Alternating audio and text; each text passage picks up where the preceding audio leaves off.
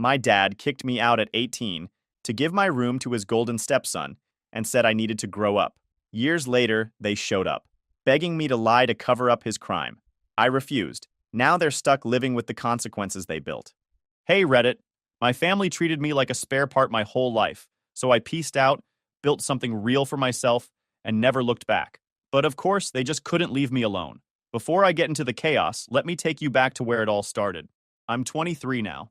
Everything started when I was 18. Blake isn't my half-brother, just my stepbrother. My parents split when I was 5, right around the time Margaret came into the picture. My dad married her soon after. Blake was 11. My biological mom was still around, trying to keep things steady while everything else shifted. That changed when my mom was diagnosed with cancer when I was 14. She died 2 years later, and from that point on, the house stopped feeling like mine at all. Blake had always been the favorite. My dad raised him like his own flesh and blood. Attention, praise, money, time, while I was treated like an afterthought in my own home. Margaret made sure that dynamic stuck. She wasn't overtly cruel. She just quietly positioned everything as tough love or teaching me responsibility, while Blake coasted on being the golden child. My mom tried to counterbalance it, but she was fighting cancer and holding the family together at the same time. She'd tell me in private that I was stronger than I realized, that one day I'd understand why she said that. I didn't then, but I do now. Blake, 6 years older, made it obvious from day one that he saw me as an obstacle. He pushed me around, locked me out of rooms, hid my things, and told me I wasn't even my dad's real kid. If I complained, Dad brushed it off as boys being boys. The night before my 7th grade science fair, Blake accidentally knocked my solar system project off the table in the garage. It shattered. Dad told me I should have been more careful, then took Blake to his football game. My mom stayed with me and helped glue together whatever we could. She promised we'd build a better one next year, something we never got to do. When Blake left for college, I finally breathed. For the first time, the house felt calm. But by then, my mom's illness had worsened. Stage 3 lung cancer became stage 4 within months. Chemo wrecked her. I spent my mid-teens scheduling her appointments, managing medications, watching her fade.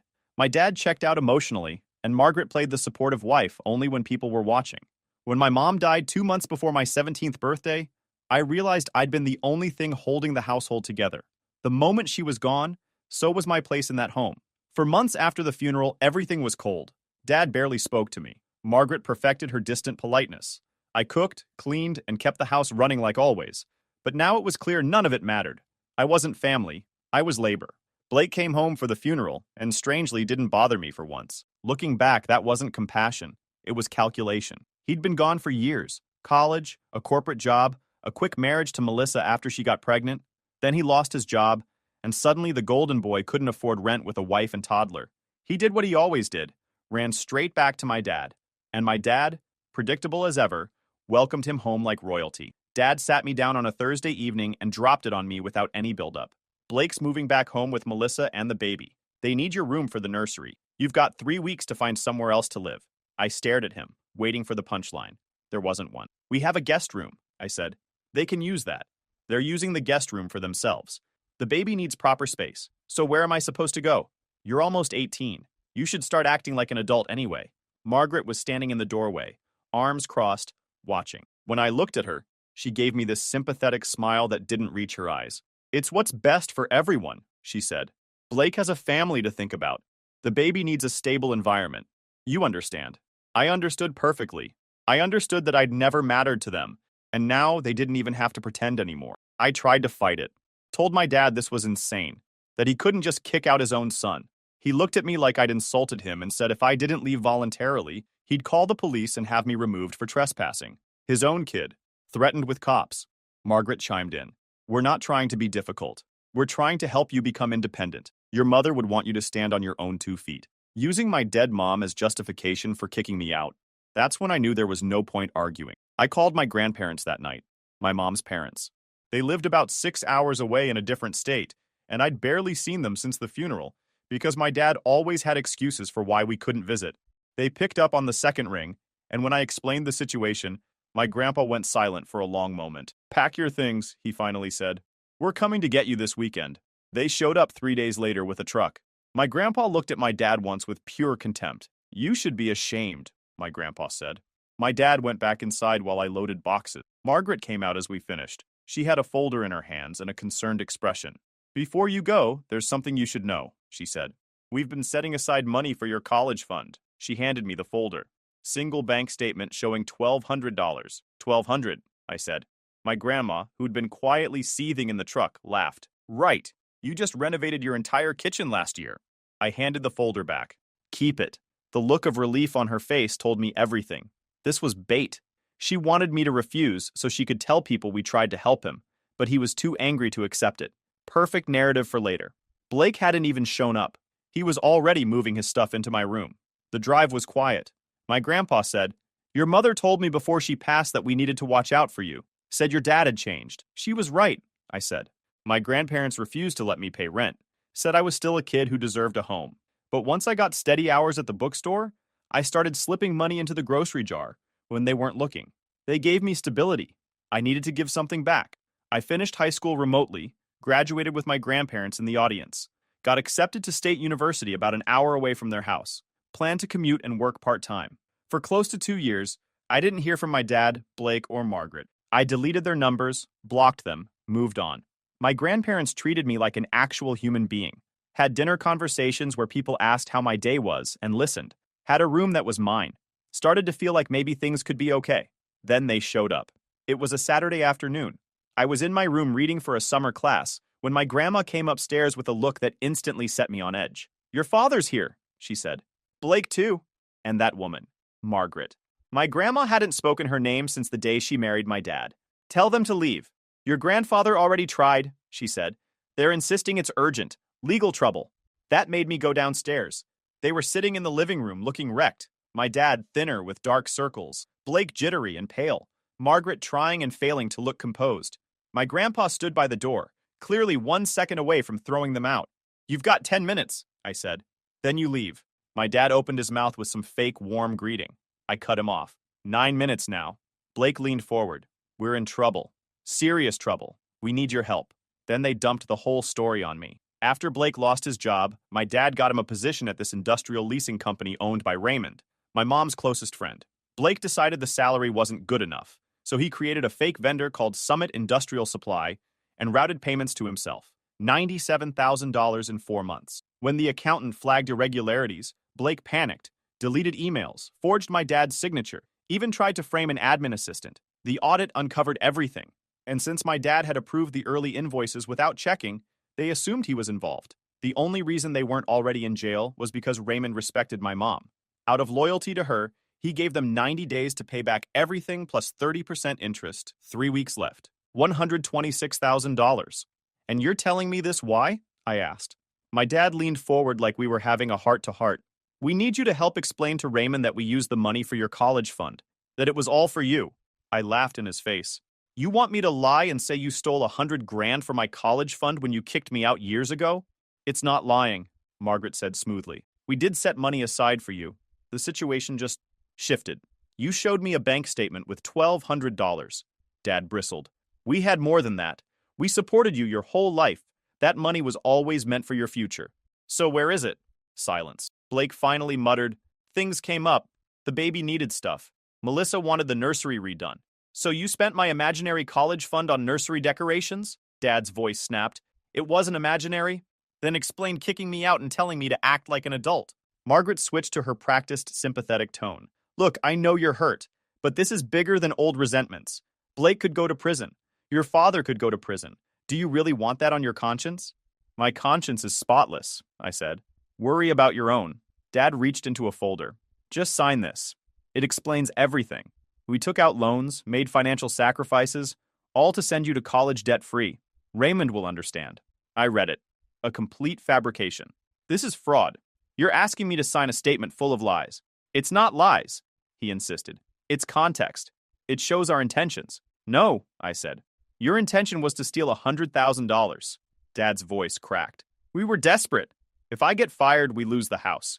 Everything we've built," there it was. "The real reason, not family, reputation." "Then you should have made better choices." Blake lurched to his feet, face red. For a second, I thought he might actually swing at me. My grandpa shifted, ready. Blake sat back down. "You owe us this," Blake spat. "We raised you, fed you, gave you a place to live. And now you turn your back? You made my life miserable," I said. destroyed my things, spread rumors about me, made sure I had no friends, and when I finally escaped, you took my room before I'd even moved out. We were never family. Margaret stood up. Your mother would want, I snapped. Don't! Don't you dare use my mom to justify this. She fought cancer while all of you made things harder, and now you want to drag her into your scam? Get out. Just think about it, Dad said weakly. We're running out of time. You've got options, I said. Sell your house. Blake sells his truck. Margaret sells her jewelry. Take out loans. Fix your own mess. But leave me out of it. My grandpa had had enough. He opened the door. He said, get out. They finally left. Upstairs, my phone had 3 missed calls from an unknown number and a voicemail from Blake. I know you're mad, but if we go down, we're taking you with us. We'll tell Raymond you were involved, that you asked us for money. Help us or you go down too. I saved it. Then started a folder. Screenshots, call logs, every scrap of evidence. Then another voicemail, same number. My dad's voice, weary and desperate. Blake, you need to think about what's best for everyone. If someone has to take responsibility, it should be the person who actually did it. I have a family to think about. I can't go to jail. You're young. You'll bounce back. Just think about it. Meant for Blake. Sent to me. And absolutely useful. I saved that one too. Looked like this was only getting started. They gave me exactly 2 days before the real pressure campaign started. First came the text from numbers I didn't know. Family members I barely remembered. Distant cousins, friends of Margaret's. All with the same basic message about not letting pride get in the way of doing the right thing. One text from a cousin I hadn't spoken to in years. Hey man, your dad mentioned you guys are having some issues. Family sticks together through tough times. Don't burn bridges you might need later. Then, my grandparents started getting calls. Relatives asking why they were turning me against my father. Margaret's book club friends expressing concern. My grandpa shut that down fast, but it was clear they'd started a whisper campaign. The nuclear option came 3 days after their visit. I got a call from the admissions office at my university. Someone had contacted them claiming there were irregularities with my financial aid application. The woman on the phone was very professional, but very concerned. Said they needed to verify some information, and I should come to the office as soon as possible. I went in that afternoon. Turned out someone had submitted an anonymous tip that I'd lied about my family's income on my financial aid form, that my father made significantly more than what was reported, and I was committing fraud to get aid I wasn't entitled to. The financial aid officer walked me through it, showed me the anonymous email that had been sent. It was careful, didn't make specific accusations, just raised questions about accuracy and suggested they investigate. Is any of this true? She asked. No, ma'am. I filled out those forms with my grandparents' accountant. Everything was verified. I don't even live with my father anymore. That's what your file shows.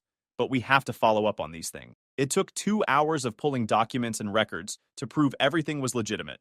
The officer was apologetic, said it was probably nothing, but they had to be thorough. I knew exactly who'd sent that email. Then came the call from my part-time job at a local bookstore. Manager said someone had called claiming to be my father, expressed concern that I might be using controlled substances and stealing to support a habit, said I'd been struggling since my mother died, and they wanted to give her a heads up. My manager didn't believe it, knew me well enough to know it was garbage, but she had to document the call, had to note that a concern was raised. Credit alert came next. Someone had tried to open a credit card in my name. Application was flagged because the address didn't match my records. Here's what I figured out. They weren't trying to make me cooperate anymore. They'd decided I wouldn't help them. So now they were trying to wreck my credibility. Make me look unstable, dishonest, unreliable. That way, if I went to Raymond or the police, they could point to a pattern of problems and say I was lying to get revenge on my family. Scorched earth because they had nothing left to lose. That night, Melissa called, Blake's wife. We'd barely ever spoken, and I almost didn't answer. Please don't hang up, she said. She sounded exhausted. I need to talk to you. Alone. About what? About Blake. About what really happened. We met at a coffee shop the next day. She looked rough. Dark circles. Hadn't done her hair. Looked like she'd been crying. Blake doesn't know I'm here, she said. He'd lose his mind if he found out. But you need to know the truth. She laid it all out. The money Blake stole didn't go to family expenses or bills. It went to his ego. Expensive dinners, VIP sections at clubs, a luxury car lease he kept at a friend's place so she wouldn't know. He'd been living a secret life, playing big shot with stolen money, while she thought they were broke. He told me we couldn't afford daycare, she said. I've been home with the baby for 2 years because he said we didn't have the money. He was spending thousands on himself. Why are you telling me this? Because they're planning to frame you. Blake and your dad and Margaret. They have this whole story worked out. You asked Blake for money. He gave it to you to help you out. When the theft was discovered, you convinced him to cover for you. Without you playing along and signing their statement, it's just their word against yours. My blood went cold. Do you have proof? She pulled out her phone, showed me screenshots from Blake's cloud backup. She'd grabbed everything when she suspected he was cheating. Text messages between Blake and my dad working out the story. Voice notes from Margaret coaching them on how to make it believable. Then she showed me more. Bank alerts from a hidden account. The lease agreement for the luxury car, signed 3 months ago. Photos from his phone of him at clubs, dropping money like he owned the place. I can't let that happen. But I also can't go to the police myself. Why not? Blake's threatened me. Said if I try to leave or talk, he'll fight me for custody and claim I'm an unfit mother. His dad will back him up, pay for lawyers I can't afford. I'm trapped until I can get my daughter somewhere safe. But you can use this. You can protect yourself. Why help me at all? Her eyes filled with tears. Because you were just a kid when they treated you like trash. I watched Blake brag about it, laugh about it. I thought it was sibling rivalry. I didn't realize how cruel it was until recently. And now they're trying to destroy you again. I won't be part of it. I thanked her and left. Sent the screenshots to my secure email, added them to my evidence folder. That afternoon, I got a text from Margaret. We need to talk. Face to face. Just you and me. There are things you don't understand about your father. I didn't respond. Another text. It would be a shame if Raymond heard you were uncooperative. He thinks very highly of you. Would hate for that to change. I took a screenshot, added it to the folder. Then I did something I should have done from the start. I called Raymond. Raymond agreed to meet me at his office on Monday morning. I'd known him my whole life as Uncle Ray, this friendly guy who'd show up at our house for holidays and always brought me books about space and dinosaurs. He'd been at my mom's funeral and told me if I ever needed anything to call him. I'd never taken him up on it, until now. His office was in this industrial complex on the edge of town. Big warehouse buildings, equipment yards, the whole operation. He met me in the lobby himself, gave me a hug that actually felt genuine. You look like your mom, he said. She'd be proud of you. We went to his office and I laid it all out. Showed him the voicemail from Blake threatening to frame me, the screenshots from Melissa about their plan to blame everything on me, the text from Margaret implying he'd believe them over me, the attempt to sabotage my financial aid. Raymond listened to everything without interrupting. When I finished, he sat back in his chair and rubbed his face. Your mom warned me about your father, he said. Before she died, she made me promise to look out for you because she knew what would happen when she was gone. She knew? She knew your father resented you. Never said why, but she knew. And she knew Margaret was poison. Made me swear that if you ever needed help, I'd be there. He pulled out a file from his desk. This is the case against your father and Blake. Want to see what they actually did? The file was thick. Invoices, bank transfers, email chains. Blake had created a fake vendor called Summit Industrial Supply. Generated fake invoices for equipment rentals that never happened. My dad signed off on the first few without checking. Once the pattern was established, Blake started forging my dad's signature. The money went to a business account under the fake company name, then transferred to a personal account, then withdrawn as cash or used for purchases. $97,000 over 4 months. When my accountant started asking questions, Blake deleted emails, tried to alter records in our system. And when that didn't work, he tried to frame one of our office assistants, planted fake evidence in her desk, created a paper trail suggesting she'd been skimming. Did it work? For about 2 days. Then she came to me in tears, and I looked into it myself. Found Blake's digital footprint all over the frame job. That's when I knew this wasn't just theft. It was calculated, cruel, and willing to destroy innocent people to cover itself. What about my dad? Your father signed off on invoices without verifying them.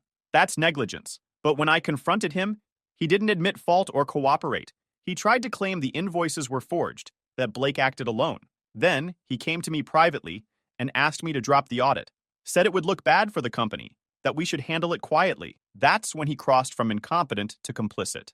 Raymond pulled up something on his computer. I pulled security footage. Your father and Blake met in the parking lot 3 times after my accountant started asking questions. They knew. They were coordinating. Raymond leaned forward. I offered them a chance to make this right. Return every penny plus interest, resign quietly, no charges filed. All they had to do was own up to it and fix it. What did they say? They asked for more time. Then they came up with this story about your college fund, wanted me to believe they'd been trying to help you and made poor choices. I told them I'd think about it. Then I did some checking. He pulled out another paper. This is the bank account they showed you, the $1,200 college fund. Want to know when that account was opened? When? 2 days before they kicked you out. They opened it, deposited $1,200, and were planning to use it as proof they'd been supporting you all along. It was a prop. The truth hit hard hearing it confirmed. I'd suspected, but knowing for sure made it real. They tried to use your mom's memory as a shield, Raymond said. Came to me talking about how she'd want me to give them another chance, how she'd want the family to stay together. Your mom would have told them off. What happens now? Now I make a decision. I was trying to honor your mom's memory by giving them a chance to make this right. I didn't want to destroy them because she'd loved your dad once. I was holding back out of respect for her. He leaned back in his chair. But then I saw what they were doing to you. The financial aid sabotage, the fake story, the threats. They're trying to destroy a kid who's done nothing wrong. So what happens now? Now I stop holding back. The 90-day deadline is in 3 weeks. If they don't pay in full, I file charges. But after seeing what they tried to do to you, I'm inclined to skip the waiting and go straight to the police. They're going to use that fake story about me, I said. Try to tell you I was involved. I know. Blake's lawyer visited yesterday. They're preparing to claim you extorted money from Blake, that he was trying to help you. They're setting you up as the fall guy. Can they do that? They can try. Won't work, but they can try. Problem is, false accusations like that can still cause you trouble even if you're cleared. So what do I do? Raymond smiled. You let me handle it. Your mom made me promise to protect you. I'm keeping that promise. He picked up his phone and made a call right there in front of me. Detective Morrison? Ray here. We need to talk about that fraud case I mentioned. It's escalated. I'm filing a formal complaint and I've got evidence of witness intimidation and attempted blackmail. He talked for 10 minutes, laying out everything. The threats against me. The attempts to frame their office assistant. The coordination between my dad and Blake to cover it up. When he hung up, he looked at me. Detectives will want to talk to you. Bring everything you've got. Every voicemail, every text, every screenshot. This isn't just about the money anymore. The investigation took time. Detectives showed up at my grandparents' house about a week later, and I gave them everything. Blake's threats, the fake story they'd built, Melissa's screenshots, the sabotage attempts on my financial aid. They were professional and thorough, no judgment. Detective Park, one of the investigators, told me, cases like this usually come down to he said, she said. But you've got a paper trail. That makes our job easier. Within 2 weeks, they executed search warrants. They seized my dad's computer, Blake's phone, company documents, everything. Digital forensics pulled up deleted emails Blake thought he'd gotten rid of, full text chains, forged signatures. All of it pointed straight to him. Blake panicked first. He immediately tried to flip on my dad, claiming my father forced him into the whole scheme and he'd just been following orders. He played the victim hard. Didn't work. Every trace of planning and execution led back to him. My dad tried a different angle, claimed Blake forged his signatures, that he'd been completely unaware of the fraud. But detectives had the parking lot footage of them meeting after the internal audit started, plus messages showing they were coordinating. He was done too. Margaret held out the longest. She played the shocked, betrayed wife, swearing she had no idea what they'd been doing. That lasted about a week before detectives found her texts coaching Blake on how to frame me and telling him which details would sound believable. Then they found messages she'd sent to the admin assistant Blake originally tried to frame, telling her it would be better for everyone if she stayed quiet, offering her money to sign a statement, and hinting that making waves could ruin her career in a small town. The assistant had saved everything. The community response was brutal. My dad and Margaret had spent years crafting the perfect family image. Photos, events, charity boards. Overnight, it collapsed. Margaret's name vanished from fundraisers. Social media people pretended they'd never known her. One afternoon at Raymond's office, his assistant mentioned she'd run into Margaret at the grocery store. Said Margaret looked terrified, head down, rushing out like she expected someone to spit on her. Her empire of appearances was gone. Blake's wife filed for divorce and immediately moved back to the city with their daughter. She filed for full custody, and Blake didn't even contest it. The company released a short statement confirming fraud had been uncovered and that the employees involved had been terminated. No names needed. Everyone knew. My dad resigned. Blake was already fired. 3 months after the investigation began, the DA officially charged them. My dad. Conspiracy to commit fraud, filing false documents, witness intimidation. Blake. Fraud, forgery, identity theft, attempted destruction of evidence. Margaret. Witness intimidation and conspiracy. They all hired expensive lawyers and tried to fight it, but the evidence was overwhelming. Eventually, they were pushed into plea deal. Blake got 36 months, with possible parole after 24 if he cooperated. My dad got 24 months. Margaret, who fought the longest, finally accepted 12 months plus probation. All three were ordered to pay full restitution, $126,000, split between them. The court put liens on their house, Blake's truck, and basically everything they owned. Sentencing came 5 months later. The courtroom was almost empty. Their friends didn't bother to show up. I sat in the back with my grandparents. Blake went first. He tried to blame everyone but himself. The judge wasn't impressed. She gave him the full 36 months and made it clear parole wasn't guaranteed. My dad's hearing was rough. He tried a speech about mistakes and learning from them. The judge cut him off. "You didn't make mistakes," she said. "You tried to harm your own son to cover your crimes. That's a choice. 24 months. Margaret cried through hers. The judge remained unmoved. "You had multiple opportunities to stop this," she said. "Instead, you helped orchestrate a plan to frame an innocent young man and intimidate witnesses. 12 months. They were taken into custody immediately. Walking out of the courtroom afterward, I didn't feel triumphant or relieved, just quiet. It scared me for a moment until I realized it wasn't numbness. It was peace." My grandpa put a hand on my shoulder. "You okay?" "Yeah," I said. "I think so." Raymond was waiting in the hallway. He hugged me and handed me an envelope. "What's this?" "Job offer," he said. "Your mom made me promise to help you if you ever needed it. We've got an internship, 20 hours during school, full-time in the summer. Property acquisition analysis. Pays well. Looks great on a resume. You don't have to do this." "I know. I want to. And your mom would have wanted me to." I accepted. 2 weeks later, I started. Turns out I was good at it. Research, analysis, tracking property histories. It clicked. That fall semester, I kept my grades up, made new friends, and built a life that finally felt like mine. Blake got out after 28 months on good behavior. I heard he moved to another state where no one knew him. Fine by me. My dad served the full 24 months. Margaret got out after 8 for good behavior. I didn't visit, didn't write, didn't acknowledge their existence. Then, 14 months after Margaret got out, they showed up at my grandparents' house again. It was a cold Saturday in November. I was home for Thanksgiving break, sitting at the kitchen table working on a research paper for my econ class. My grandma was making pie crust. Normal afternoon. Then, the doorbell rang. My grandpa answered it. I heard his voice go hard. "You need to leave. Please, just 5 minutes." My dad's voice. Older, rougher. I went to the door. My grandpa tried to wave me back, but I shook my head. Might as well get this over with. They looked rough. My dad had aged a decade. Hair mostly gray now, face thinner, shoulders slumped like the weight of everything had finally broken him. Margaret looked exhausted. No makeup, none of the polish she used to have. Blake was with them, standing back like he wanted to be anywhere else. "You've got 5 minutes," I said. "Talk." My dad started with an apology. Said he'd had a lot of time to think in prison. Realized how badly he'd failed me as a father. How he'd let his resentment turn him into someone his wife wouldn't recognize. "Your mother would be ashamed of me," he said. "I'm ashamed of me." "Okay. That's it? Okay? What do you want me to say? You spent 18 years making me feel worthless. Then you kicked me out. Then you tried to frame me for a crime I didn't commit. You threatened my education, my future, my family. Now you've served your time and you want forgiveness? I want a chance to make it right." "There is no making it right." Margaret spoke up, and her voice didn't have that controlled tone anymore, just sounded tired. "I know I can't undo what I did," she said. "But I want you to know it wasn't personal. I was protecting my family. Blake's 29 years old. Was 29 then too. He didn't need protecting. He needed consequences. I see that now." "Do you? Because it seems like you're here trying to get something from me again." "We're not," my dad said. "We just wanted you to know we're sorry. That we understand if you never want to see us again. But we're sorry." Blake hadn't said anything, just standing there looking at the ground. "You got something to add?" I asked him. He looked up. "I was jealous of you." "Of me?" "You were the golden child.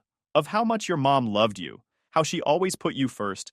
My mom never gave a care about me, and watching yours love you made me hate you. So I made your life miserable. I'm sorry. Your apology doesn't change anything." "I know." We stood there in silence, the cold air coming through the open door. "Here's the thing," I said.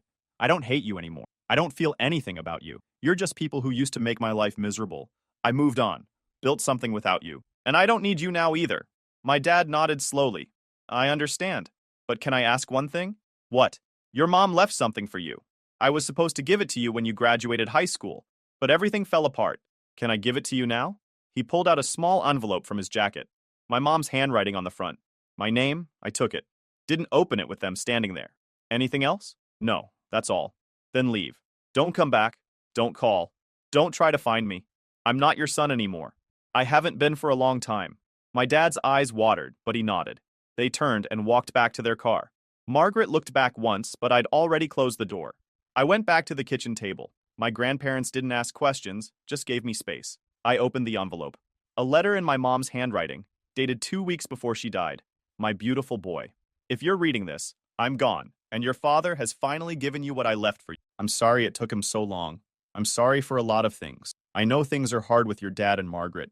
I know Blake makes your life difficult. I wish I was strong enough to fix it. But the cancer is winning, and I'm running out of time. Here's what I need you to know. You are worth more than how they treat you. You are smart, kind, strong, and capable. Don't let them convince you otherwise. Your father loves you, but he's broken in ways I couldn't fix. He resents you because you remind him of his own failures. That's his problem, not yours. I've set some things up for you. Raymond knows what to do. When things get bad, and they will get bad, go to him. He'll help you. I made him promise.